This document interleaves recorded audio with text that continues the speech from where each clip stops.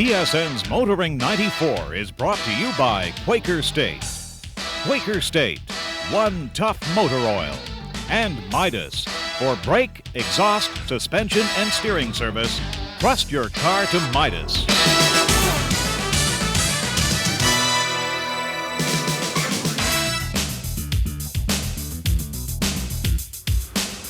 With so many vehicles on today's highways, the chances of you or I getting an accident gets greater with every year. We can just hope that if we do get in a mishap, there'll be no injuries. But you know, no matter how minor that accident may be, it's still very traumatic. I mean, imagine being out here, you're arguing with the other driver about who caused the accident, tow trucks are all around you trying to get your business, and while you're waiting for the police, the traffic is backing up not only behind you, but in the opposite lane as rubberneckers gawk at you, secretly enjoying your predicament, of course. I mean, better you than me. Well, last year in metropolitan Toronto, there were over 60,000 accidents reported. Police officers could not keep up with the calls. Well, finally, the Metro Toronto Police and the Ontario Provincial Police said, enough is enough. We want our officers doing more police work. And who can blame them? But how do you fix the problem? Well, as we're about to see, police and the insurance companies think they have the solution. Accident Reporting Center, PC Bartlett, can I help you? You have 24 hours in which to come in, ma'am. The solution? Collision reporting centers. 5 are now up and running in the metropolitan Toronto area, as well as other Ontario cities. Following an injury-free accident and after exchanging insurance information, motorists go to a center where the accident is officially reported. At the Collision Reporting Center, they're met by an officer who will come out and have a quick look at the damage to the vehicle. And they'll place on the damaged area of the vehicle a sticker, similar in material and quality to what you put on your license plate, so it doesn't come off very easily. And it's a numbered sticker, and it says that the accident has been reported to the police. And the corresponding portion of that sticker is placed on the accident report. Ultimately, what we'd like to be able to do with the sticker is have provincial legislation that requires that sticker before a body shop can repair the vehicle.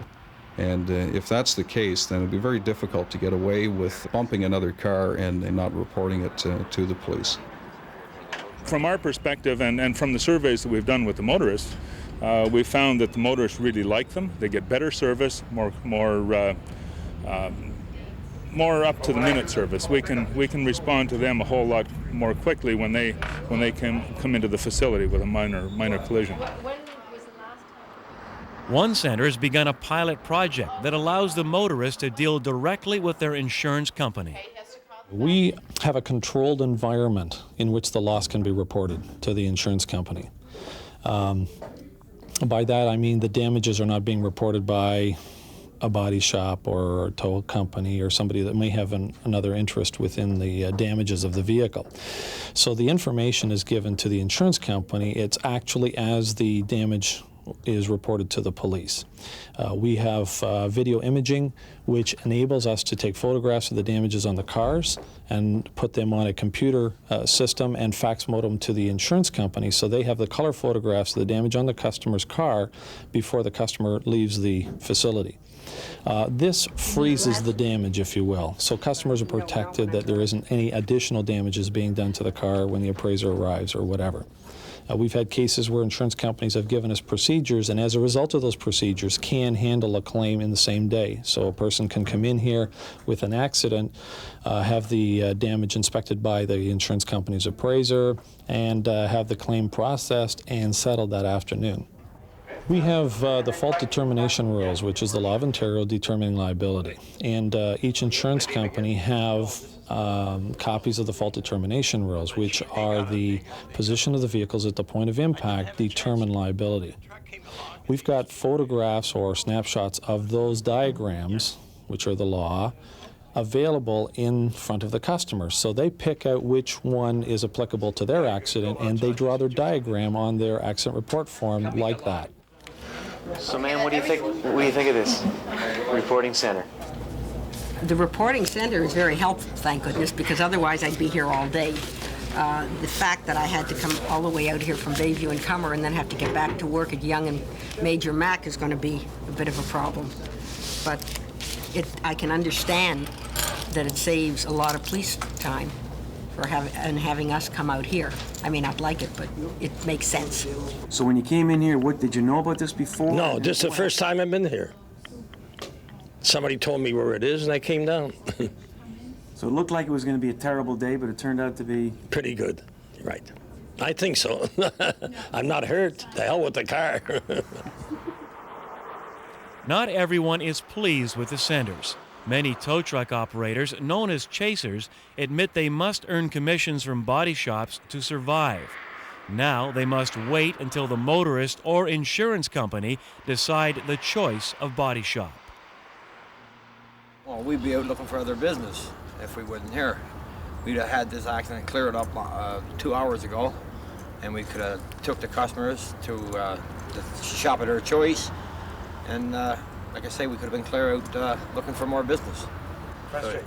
Oh, it's frustrating, oh, yeah. Sure. When insurance gets kickbacks, this body shop would do the work cheaper for the insurance company, and they're not getting the quality of work, the same quality if they're going to do it cheaper. Well, I think 4 minutes after the accident, there was about 6 different tow trucks there, and they're all fighting for parking positions. But I don't know, they handled it on their own. I wasn't really paying attention to who was doing what, but the 2 guys that stayed they helped us quite a bit just to calm us down and give us a thing to sit on the grass, because it took 2.5 hours or nearly 3 for the cops to show up. And then when they did show up, they just sent us here to this reporting center. They didn't do anything. So we filled out our own reports and drew our own diagrams and everything, and now I'm waiting to go to the hospital just to get checked out.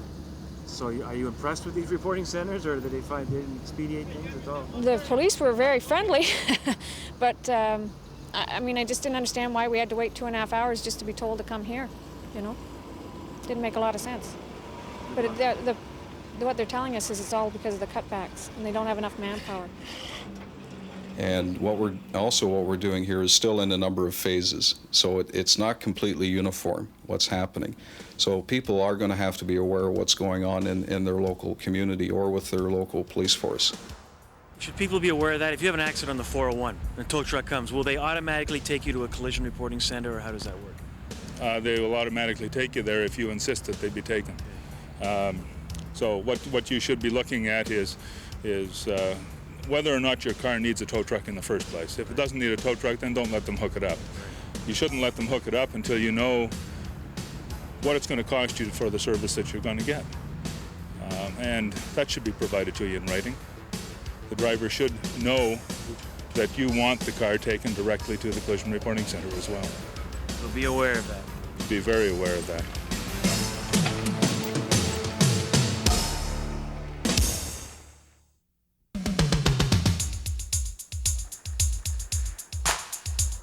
Test Drive with Graham Fletcher.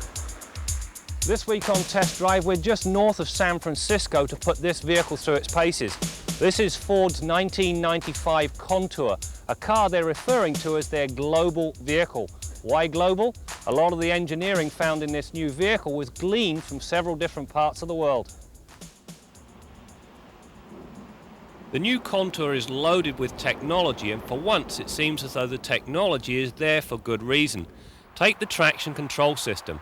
It's an all-speed unit that controls both brake application and engine output to prevent wheel spin, thereby maintaining vehicle stability and control.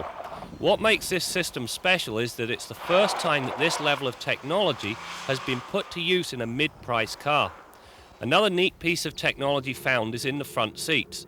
They have a special raised steel portion towards the front of the seat base to prevent submarining. In the event of a severe frontal impact, there is a tendency for the occupant to slide forward and under the seatbelt. This simple device prevents that. Combine this with the standard dual airbags and Bob's your uncle, the chance of survival is substantially upped. We've traded the skid pad in favour of a nice twisty section of Highway 1. The suspension on the Contour is comprised of McPherson struts up front and a Quadralink rear design. The beauty of the Quadralink design is that it gives a degree of passive rear-wheel steering. Now in switchback type territory like this gives the car a very sure-footed, reassuring feel. The other thing that they've done exceptionally well is the feedback you get through the steering wheel. This thing is very, very precise when pointed. In short, Ford get top marks for both the steering and the suspension. The feel and precise handling characteristics are as they are because of Jackie Stewart's input. His responsibility in the process was to take the engineer's design and turn it into a workable item. First impressions during this test drive suggest that he has succeeded very well. As far as comfort is concerned, the suspension format provides a comfortable ride. The only knock with the setup is the choice of tyres. The Firestones on our test vehicle proved to be very noisy. Different rubber would address this situation. Under the hood of the Contour is a new modular V6 engine dubbed the Duratec. This 24-valve 4-cam unit utilises a variable induction inlet system that ensures great performance throughout the entire operating range. The result is 170 horsepower and 165 pounds-feet of torque. The nice part being that you have access to 90% of the torque at just 1500 RPM. This produces good throttle response, and in the run to the 100k mark, I required 8.5 seconds, which is more than respectable for a family sedan. One of the neat features of this V6 engine is the casting process they use during manufacturing. It's called the Cosworth casting process. In essence, these steel liners are cast into the block during the casting process.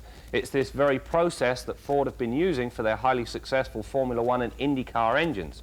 And by the way, they're made in Windsor, Ontario.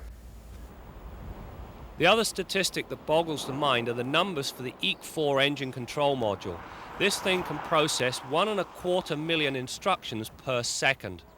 Matched with the Duratec engine is an electronically controlled 4-speed automatic transaxle that comes complete with an on-off switch for the overdrive.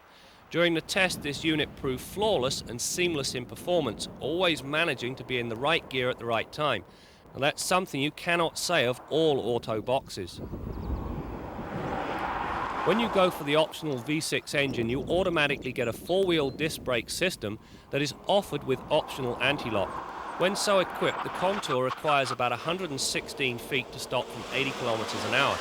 The pedal feel is consistent and easily modulated. The trunk on this Contour has been really well designed. First of all, you've got a nice low lift over. The access hole is nice and wide so you can get big packages and parcels in with ease. Lots of room inside, 60-40 split folding rear seats, which is something you don't get on a lot of the competition. The icing on the cake though? Putting the seat releases up here makes so much sense. Now you don't have to grovel around in the back trying to release the seats. Good idea. Inside, the Contour is nicely laid out. The dash has a clean, uncluttered appearance. The heater controls are conveniently placed and feature Ford's large rotary dials. The design is such that you can operate them without the need to take your eyes off the road. The radio, on the other hand, is the usual Mickey Mouse arrangement where the buttons are too small and too close together. I cannot understand Ford's love affair with this ridiculous unit. Even one of the design engineers was at a loss to explain the rationale behind the radio design. If he can't explain it, I guess no one can. Elsewhere, the cruise control functions are located in the steering wheel, the locks and window controls on the door panel, and the mirror controls on the dash. The upshot of all of this is that everything is easily reached. The front seats are nicely shaped and provide above average support and comfort. The rear environment is comfortable, if a little cozy. I say cozy because both hip room and leg room are on the tight side. Well, that wraps up a very enjoyable test drive. I think it's safe to say that Ford have a very nice vehicle on their hands and one that's sure to give the competition a run for their money. The areas that most impress me, the handling characteristics and specifically the steering, brakes and suspension. Now for that, Ford owe a huge vote of thanks to Jackie Stewart because it's obvious that his influence was invaluable. On that note, I'll hand you back to Brad and the rest of the gang as I go check out the rest of this magnificent coastline. I'm sitting in the '94 Pontiac Transport van, not one of my favorite vans, I must confess, and the reason is right in front of me. I mean, look at all the room up here. There's enough room up here for the neighbor's kids, and as far as the front end goes, you don't know where it is. parking is a nightmare. In fact, a few years ago on test drive, Graham Fletcher attempted to park the van right up against the pylons. You can see what happened. He came up short. Well, they have shortened the front end by about 1 inch this year, and in fact, they've shortened the entire vehicle by about 4 inches. But believe me, it has not solved that problem. This van even comes equipped with its own lethal weapon, the door. Believe me, you could do some serious damage to your face. In fact, they even admit there's a problem by putting a caution on the end of the door. But there is one thing I do like about this van. I'll tell you about that later on. But first, let's join Bill Gardner in the garage. Well, if you remember last week at this time, we were showing you the rear springs on a Dodge minivan. In that case, we were showing you a steel multi-leaf spring, one per side on the rear of that vehicle. Now, here we've got a 92 Buick Regal, a comfortable four-door passenger car, and that steel multi-leaf spring wouldn't be suitable for this kind of an application. The ride would just be a little bit too harsh. So what they've done on this vehicle, we have a leaf spring in the rear, but we only have one, and it's mounted transversely, and either end of this mono-leaf spring is providing our suspension support. It's anchored in the middle to a subframe, and the subframe in turn is anchored to the body of the car. Now, some of the key features of this design are, first of all, this mono-leaf spring is made of a different material. It's not steel at all. It's made of fiberglass. Now, you'd think that that would be easily breakable. Well, they don't seem to be having any kind of problems with that. It's also saves an awful lot on the overall weight of the vehicle, and it saves greatly on the unsprung weight of this vehicle. There's no problem with corrosion. The fiberglass can't rust, and it doesn't seem to fatigue or sag with age as steel springs tend to do.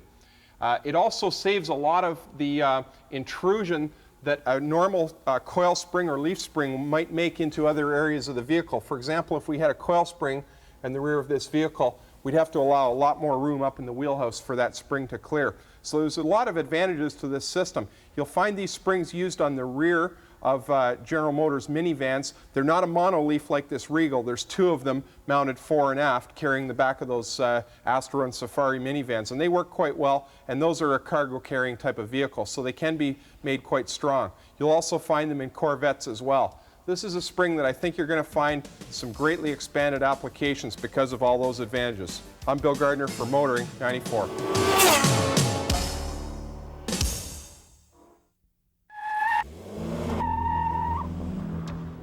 BMW selected Munich, Germany to introduce their latest offering to the press from around the world.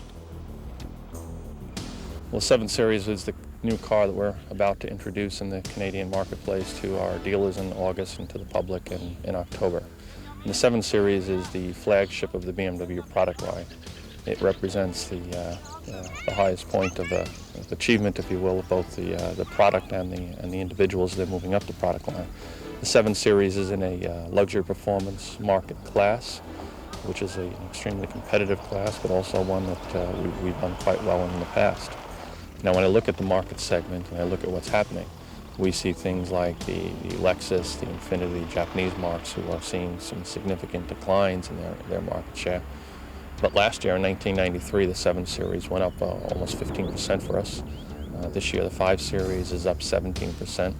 And I guess what we're looking anxiously for the new 7 Series for is because our current 7 Series is basically built out.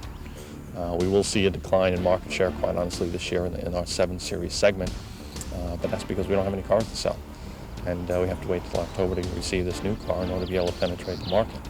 But it's much more, we believe, competitive in its styling and in its performance than some of the other European manufacturers, and we believe that ultimately when we announce the pricing of the car in October, that'll also be much more competitively priced than our competition in that segment.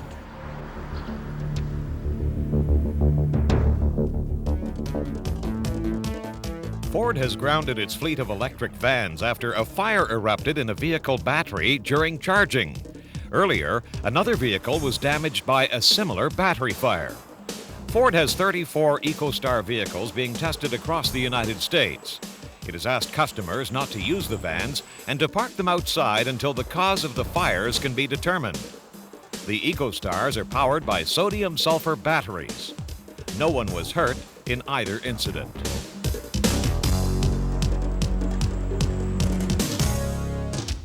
Our Midas tip of the week concerns proper towing procedure for today's front-wheel drive cars. By far the best situation is either a flatbed or what we refer to as a wheel lift, a tow truck that picks the car up by its wheel tire assembly. Now those wheel lift tow trucks use a sling chain or belt assembly that goes over top of the tire, and then they ratchet the tire down tight against their wheel lift. That way the vehicle's weight is supported properly and you won't damage the car's suspension or drive assembly. We just had a car towed in last week, an '89 Escort, that was towed by an old style tow truck with the two fabric slings up the front and the chains and those big J hooks that you see them hook underneath the car. What they did inadvertently was they took the J hook and hooked it underneath the lower control arm, and the pointy nose on the J hook came around the control arm and punched a hole right in the outer CV boot. Now, left unchecked, that's damage that's going to cost the customer a lot of money down the road when that joint ultimately fails. So if the tow truck operator isn't willing to take responsibility for this kind of damage, and in most cases they're not, wait for somebody with a wheel lift or a flatbed to come along to tow your front-wheel drive car. That's your Midas tip of the week.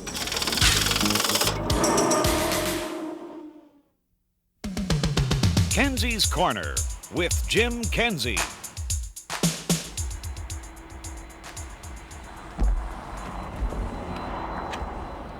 Did you notice what side of the road that car was driving on? He's driving on the left-hand side of the road, as am I, but we've got left-hand drive cars. This is called near-side driving, with the driver on the curb side rather than the center lane side of the car. It's the way they used to drive in Sweden before 1967, and frankly, I can't imagine what the border crossing with Norway used to be like.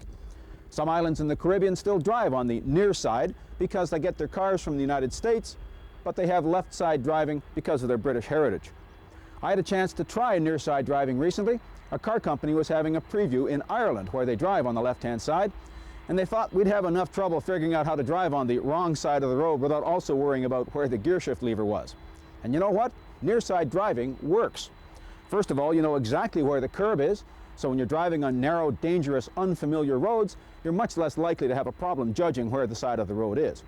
Parallel parking obviously is a piece of cake because you glance out the window and there's your curb. And when you're driving on two-lane roads and you have to make a pass, well, yes, it is a bit dicey because you have to lean way over to the right to see if anybody's coming. But if it makes you a little more cautious, can that be a bad thing? And while driving in a passenger situation, I noticed that the cars are whizzing by me on two-lane roads, and I don't have a steering wheel in my hand. I'm completely at the mercy of the driver. I started to think about head-on collisions, which seldom are full frontal head-on. They're usually about a 1/3 overlap. In offside driving, the way we drive, the driver is right in the center point of that type of collision. In near-side driving, the driver is well away from the main point of impact. Of course, the passenger is going to buy it, but let's face it, just about every car has a driver, but very few cars actually have front seat passengers. So, near-side driving seems to make a lot of sense to me. Is it ever going to happen? I'm afraid not. It's way too logical for us. I'm Jim Kenzie. Just enough time to tell you one of the things I do like about this 94 Transport van, and that's the power door. You can activate it by either pushing the button inside or just touching it that way, and it will close automatically. Not a bad idea. Well, that's it for now. We'll see you next week for more stories about cars and the people who drive them. TSN's Motoring 94 has been brought to you by Quaker State. Quaker State, one tough motor oil. And Midas. For brake, exhaust, suspension, and steering service, trust your car to Midas.